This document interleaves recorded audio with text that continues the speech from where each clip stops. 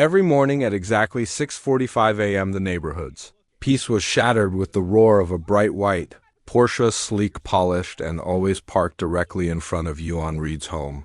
It didn't matter that there were dozens of empty spots along the street. It didn't matter that Ewan had asked politely, then firmly, then desperately, that Porsche always came back. And behind the wheel was a woman the neighborhood whispered about but never confronted, the HOA's self-appointed rule enforcer, known by everyone except herself as Karen Monroe. To most people, it was just a car, but Ewan knew better.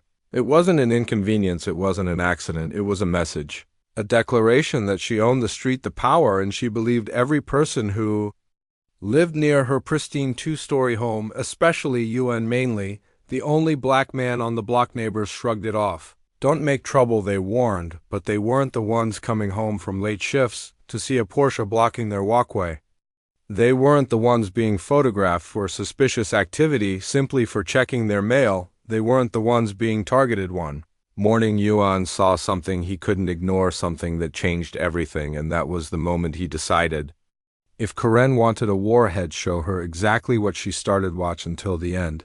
Wait a second, let us know where you're watching from in the comments, and make sure to subscribe for more powerful and inspiring stories just like this one. Ewan had lived in Maplewood Heights for 3 years, a quiet suburban neighborhood where people trimmed their lawns weekly and smiled politely without ever learning each other's names. He moved there for a piece of place where he could breathe after long nights working as a paramedic. Saving lives meant seeing the worst parts of the world. Coming home meant restoring some sense of balance. His house was small but warm, with dark wood floors. He refinished himself and potted plants he tended on weekends. He lived alone, but never lonely, finding comfort in books, slow jazz, and morning coffee on his porch. Life wasn't perfect, but it was steady until Karen Monroe made sure it wasn't. At first, Ewan thought the Porsche parking was a coincidence. Maybe she had company, maybe she misplaced her keys, perhaps she didn't notice how close the car blocked his walkway. But after the first week, then the second, and then a whole month of the same routine, he understood. She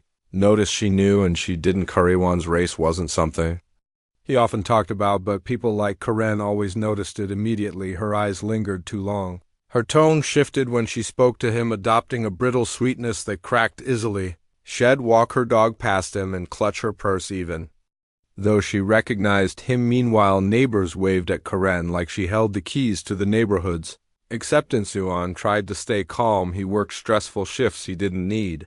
Suburban politics gripping his time, but tension grew like a storm cloud waiting to split, and one morning it finally did. It began with a photograph. Ewan walked outside, coffee in hand, ready to start his day before a long shift. But instead of being greeted by the quiet rustle of trees, he found Karen standing at the end of his driveway, phone raised, snapping pictures of his house. His heart tightened. She didn't acknowledge him. She didn't lower the phone.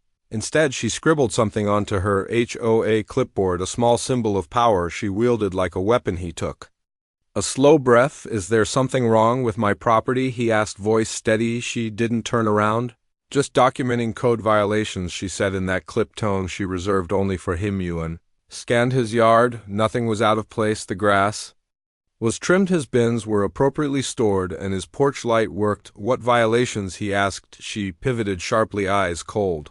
Your house appears unkempt, and we've had reports about you walking around late at night. Reports, as if his work schedule was suspicious, as if he didn't save strangers during midnight emergencies.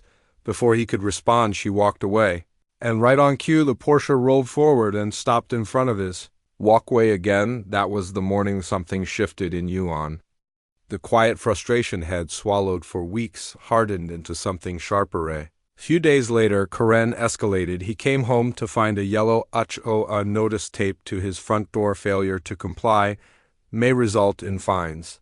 It cited made-up issues, non-standard porch lighting, overgrown shrubs, and disturbing the peace. Ewan had proof none of that was true, but he also knew something else the HOA board was filled with Karen's friends. He filed complaints, but each was reviewed and dismissed the same week. Neighbors began distancing themselves. Conversations died when he approached. Smiles faded. Complaints from the community seemed to multiply overnight, and then came the worst blow, an accusation. He walked out one morning to find the police speaking with Karen. In front of his house, her voice was loud, dramatic, dripping with fear, as she told them Ewan had threatened her the previous night. Ewan wasn't even home the previous night. He had worked a double shift, saving a teenager's life after a car crash. The officers questioned him, tension lingering in the air, but his supervisor confirmed his alibi. Karen wasn't reprimanded, she wasn't cautioned. Instead, she smiled sweetly after the officers left, as if daring him to react. The Porsche reappeared the next morning, and the next, and the next. Ewan realized something chilling. She didn't just want to bother him, she wanted to hurt him. She wanted him gone, and that was the moment he decided he'd had enough. Karen had underestimated him. He wasn't loud, he wasn't reckless, but he was patient and smart, and he had a plan she never saw coming. It started with a sound, a sharp metallic grinding that echoed through the neighborhood at dawn. For once, the Porsche wasn't roaring up the street. Instead, it was being dragged onto a flatbed tow truck, its once perfect exterior crushed, scratched, and distorted like a crumpled soda can. Neighbors gathered, whispering. Karen stood frozen in the driveway, barefoot and trembling as she stared at her wrecked car. Her voice cracked into a shriek, demanding answers, accusing vandals, claiming she was targeted. But the truth was more straightforward. Karen hadn't read the emergency notice posted across the neighborhood the night before because she assumed it didn't apply to her. A city contractor had warned residents about a road repaving crew and a temporary no parking zone. Violators' vehicles would be removed forcibly. Ewan had read the notice. Ewan had moved his car. Karen had not, and her Porsche, her pride, her symbol of power, was destroyed by city machinery that didn't stop for ego. She tried to blame him, of course.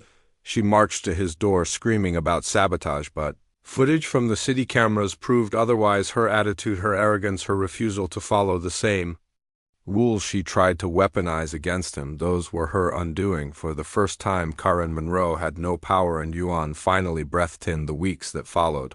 Karen's influence crumbled fast. HOA members questioned her leadership. Neighbors who once whispered with her now avoided eye contact. A formal review exposed her fabricated complaints, personal biases, and misuse of authority. She wasn't just removed from the HOA, she was banned from holding any position again. Ewan didn't celebrate publicly. He didn't boast. He reclaimed the peace he'd wanted all along. He planted new flowers along his walkway. He enjoyed quiet mornings without the roar of a Porsche. He felt the weight of hostility finally lift, but he also learned something deeper. Sometimes racism isn't loud, sometimes it doesn't scream slurs or wave signs, sometimes it hides behind clipboards, HOA rules, false reports, and polite smiles. Sometimes it wears expensive sunglasses and drives a luxury car, certain that its privilege makes it untouchable. But justice, real justice, doesn't always come from courts or confrontations.